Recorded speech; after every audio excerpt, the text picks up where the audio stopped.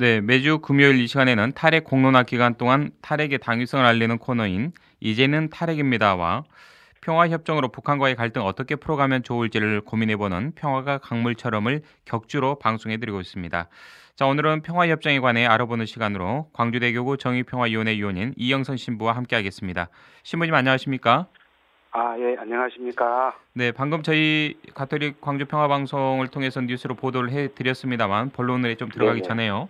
예, 어, 예. 오는 24일, 그러니까 이번 주일이네요. 고 예, 백남기 예. 임마누엘 농민의 일주기 추모 미사를 우리 신부님께서 직접 이제 주례를 하실 텐데 예, 오늘 또 예. 보니까 이낙연 국무총리가 예. 백남기 농민의 가족분들을 직접 총리실로 불러서 위로를 해주는 그런 시간을 좀 가졌습니다. 먼저 한 말씀 예. 해주시죠. 뭐 당연히 해야 될 일들을 이제 국가가 하지 않아야 할 일들을 하고 나니까 그 후에 수습하는 일은 참 쉽지 않지 않습니까? 네, 국가가 국민에게 해야 할 일과 해서는 안 되는 일들이 있을 건데 해서는 안 되는 일은 했고 그 결과를 다음 정부가 책임지고 있으니까 참 곤혹스럽고 또 한편으로는 다행이다 싶기도 하고 다 이 모든 것들이 그 촛불 혁명의 위대함이지 않겠습니까? 네. 자, 그렇군요. 아무튼 예, 또 선종 일주기를 맞아서 백남기 임마누엘 농민의 영원한 안식을 한번 저희도 기원하겠습니다. 자, 고맙습니다. 신부님, 예, 이제 평화협정 관련해서 좀 여쭤보겠습니다. 오늘도 그렇고요. 예, 최근에 이제 예, 미 트럼프 대통령 북한에 예, 대한 도발적인 발언, 좀 예, 일국의 대통령으로서 좀 입에 담기에도 좀 껄끄러운 그런 발언들, 상당히 수위가 높은 발언들이 잇따라 내놓고 있는데, 먼저 예, 이 같은 행태 어떻게 보십니까? 예. 우선은 다른 나라를 중심에 두고 전쟁 얘기를 하는 것이 굉장히 불쾌합니다. 네, 그다음에 또 한편으로는 진짜 위험한 개그맨을 보고 있는 것 같은 느낌도 들고요. 네, 그러니까 북한의 김정은 위원장도 트럼프 미국 대통령의 유엔총회 연설에 맞서서 또 성명서도 내고 했는데요. 그 모든 것들이 다 아주 애줄타게 하는 느낌도 들고요. 네, 불안감도 한편으로는 있고요. 예. 무슨 일을 저지를지 몰라서요. 하여튼 안타까움과 함께 그 불쾌함과 이 사이에서 우리가 어떻게 했으면 좋겠는가 하는 그런 고민도 함께 예, 들더라고요.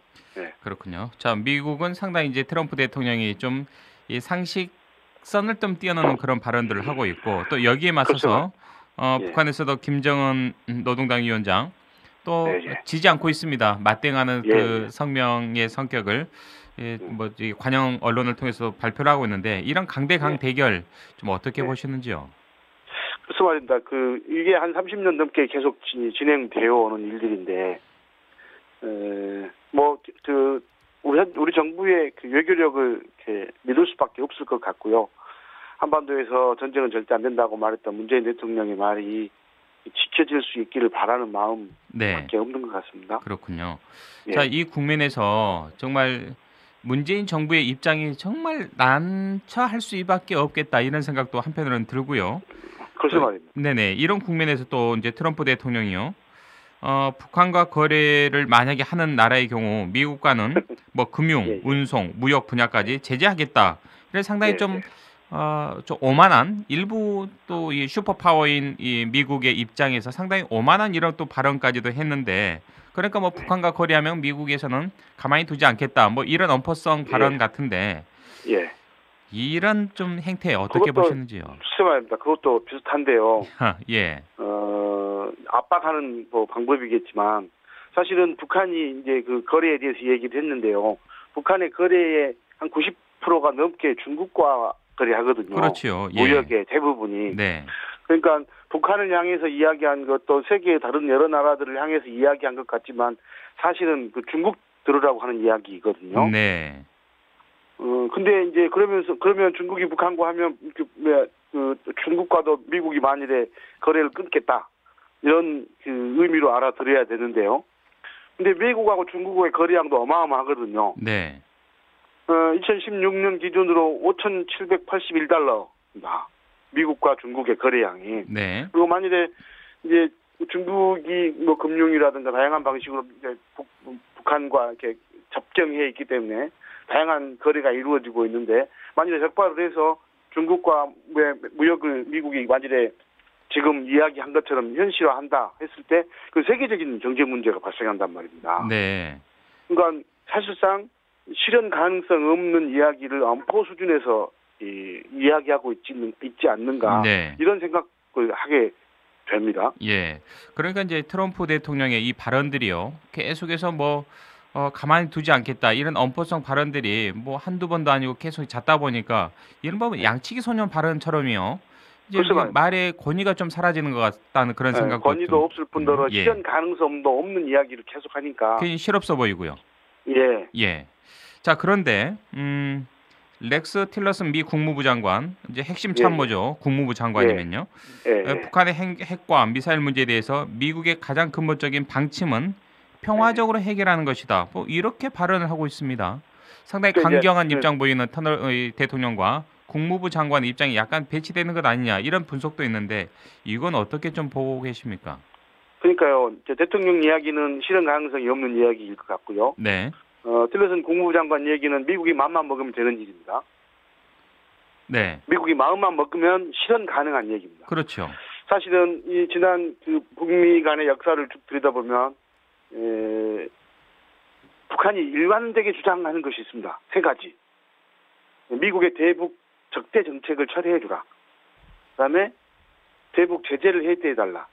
북미 평화협정을 맺자. 이게 북의 일관된 주장이거든요. 네. 그러니까 평화적으로 해결하는 방법은 이 세 가지만 들어주면 됩니다. 아주 왜 안 하는지 모를 정도의 이야기들이거든요. 네. 그래서 이제 그 금융이라든가 거래 제재하겠다라든가 이렇게 하면서 이제 사실은 남한과는 그 무기 얘기를 또 하고 있지 않습니까? 네. 그러니까 이런 그 험악한 분위기를 이용해서 혹시 장사를 하려고 하지 않나? 이런 합리적 의심을 하게 됩니다. 예. 참 이 한반도에 사는 우리 국민들 뭐 남북한 다 모두 마찬가지겠습니다만 이런 위기 국면에 또 한쪽에서는 무기 판매 등등등 이런 또 네. 상대적인 반사 이익을 노리는 그런 얄팍한 꼼수가 없어야 될 텐데 아무튼 이제 없지 이건 않을까? 이미 무기 얘기를 하고 있지 합리적인 않겠습니까? 추론을 해볼 수 네. 있다 이런 말씀이시고요. 무기 얘기하고 있죠. 네네. 네, 이번에 그 문재인 대통령 미국 가서 그 트럼프 대통령과 협상 그 정상회담하면서 무기 얘기했지 않습니까? 네. 네. 자 그리고요. 이 중국 그동안에 뭐 이제 북한의 이 같은 행태에 대해서 딱히 이제 강경하게 뭐 이렇다 할 발언을 하지 않다가 오늘 이제 북한에게 더 이상 위험한 길로 가지 말아달라 뭐 이런 충고 아닌 충고를 했습니다. 이건 중국으로서는 상당히 좀 완곡하면서도 좀 강경한 입장이지 않나 메시지지 않나 이런 견해도 있는데 우리 신부님께서는 어떻게 좀 평가하십니까? 비슷한 것 같습니다. 미중 관계는 한미 관계와는 좀 다른 것 같아요. 네. 그러니까 거의 대등하게 외교 관계를 해왔고요. 중국과 북한 관계가. 그다음에 중국으로서는 북한이 굉장히 중요한 존재이기도 하고요. 잘못하면 손톱 밑에 가시가 되면 아주 곤란한 상황이 있지 않겠습니까? 네. 만일에 북한에 무슨 일이 나서 많은 그 난민이 발생하면 중국으로 흘러들어갈 가능성이 매우 많은데 중국으로서는 굉장히 부담스러운 일들이죠. 그렇죠. 예. 예, 이 상황 자체가. 그래서 사실은 중국은 손톱을 좀 틔워주고 싶지 않겠습니까? 네. 그다음에 세계의 초강대국 미국과의 관계에서도 불편해지는 것은 원하지 않을 것 같고요. 그래서 때때로 미국의 입장을 조금 이렇게 비율을 맞춰줄 필요도 있지 않겠는가 이런 생각이 드는 정도의 네. 말이지 않은가 싶습니다. 그렇군요. 립서비스 정도 수준으로 보이는 것 같습니다. 예. 자 그렇다면 이제 중국의 왕이 중국 외교부장 이 대화와 협상을 통한 이제 돌파구 모색도 강조를 했는데 이 발언도 그렇다면 신부님께서 말씀하신 그 연장선에서 좀 바라볼 수 있지 않겠느냐 이렇게 보시는지요? 비슷하지 않습니까? 미국 네. 트럼프 대통령과 틸러슨 국무부 장관이 이렇게 쌍끌이 이야기하던 것처럼 중국도 똑같이 이렇게 투트랙으로 얘기를 하고 강원 있지 전략을 않느냐 구사하고 있다 이렇게 예, 보시는군요. 예. 자 그리고요 우리 정부에서도 이제 그 명확한 시기는 아직 구체화되지 않았지만 국제기구를 통해서 북한의 이제 취약 계층에게 을 돕는 이런 사업에 우리 돈으로 약 90억 원 정도를 좀 지원하기로 방침을 정한 것으로 알려졌는데 예. 이 같은 상당히 좀 경색된 분위기에서 우리 정부의 유화적인 북한 인도적인 지원 이 정책 결정 예. 어떻게 보시는지요? 예. 그뭐 아주 매우 좋은 결정이라고 생각합니다. 저는 사실은 제 생각 같아서는 우리 문재인 대통령께서 대북 강경 발언이라든가 군사적인 발언이라든가 이런 쪽보다는 사실은 평화적인 쪽으로 김영삼 대통령께서 취임하면서 했던 이야기처럼 어떤 문제보다 민족 문제보다 우선할 수는 없다. 네. 이런 이야기 하셨거든요. 네. 김영삼 대통령께서 그런 정도의 그 발언이 사실은 이 시점이 필요한 때가 아닌가 싶은 생각도 드는데 구체적인 아주 외교적인 문제가 어떻게 얽혀 있어서 저렇게 발언할 수밖에 없을까 하는 그런 안타까움도 있기는 하지만 그 다양한 방식 이건 이제 현금은 아니고 현물 지원으로 하기로 결정한 걸로 알고 있습니다. 네. 그래서 이런 그 대북 그 지원을 다양한 방법으로 또 민간 차원에서도 다양하게 이루어질 수 있도록 예. 좀 그런 일이 좀 일어나면 좋지 않을까 싶은 생각도 함께 듭니다. 그렇군요. 정부뿐만 아니라 민간 차원에서도 그러니까요. 예. 다양한 창구를 통해서 대북 지원이 이루어지도록 종교계도 그렇고요. 예. 그런 바람은 개인적으로 좀 같습니다. 예. 그런 경색된 분위기를 부드럽게 만드는데 굉장히 좋은 선물이지 않겠습니까? 네. 시민 그 연장선에서요. 네. 제가 여쭤보고 싶은 게 바로 이제 정치적으로는 이렇게 좀 약간의 이제 딱딱하게 굳어 있지만 민간 분야에서는 좀 물밑 교류, 그러니까 말씀하셨던 뭐 종교랄지 민간 분야에서 좀 스포츠도 지금 교류를 하고 있지 않습니까? 예. 이런 차원에서 좀 종교적인 교류부터 먼저 좀 실현하면 어떨까 이런 생각도 드는데 혹시 또 우리 한국천주교 주교회의 의장이신 김희중 대주교님께서 지금 이 국면에서 혹시 종교계의 역할이 좀 무엇인가 혹시 뭐 모색하고 있는 그런 소식이 있습니까 혹시요?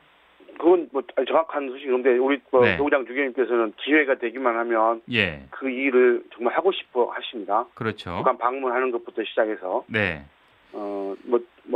재작년에는 주교회의 그 식구들을 다녀오셨고요. 모시고 다녀오셨고요. 지금이라도 아마 그 승인만 나면 가시지 않을까. 네. 제가 보건데 그럴 것 같습니다. 근데 아마 그건 또 주교님 어떤 생각이 있으신지 또 어떤 방식이 있는지 차후에 이렇게 찾아볼 수 있지 않을까 생각합니다. 알겠습니다. 자, 이 한반도에 상당히 이제 경색된 이 분위기를 풀 수 있는 것, 결론은 하나다.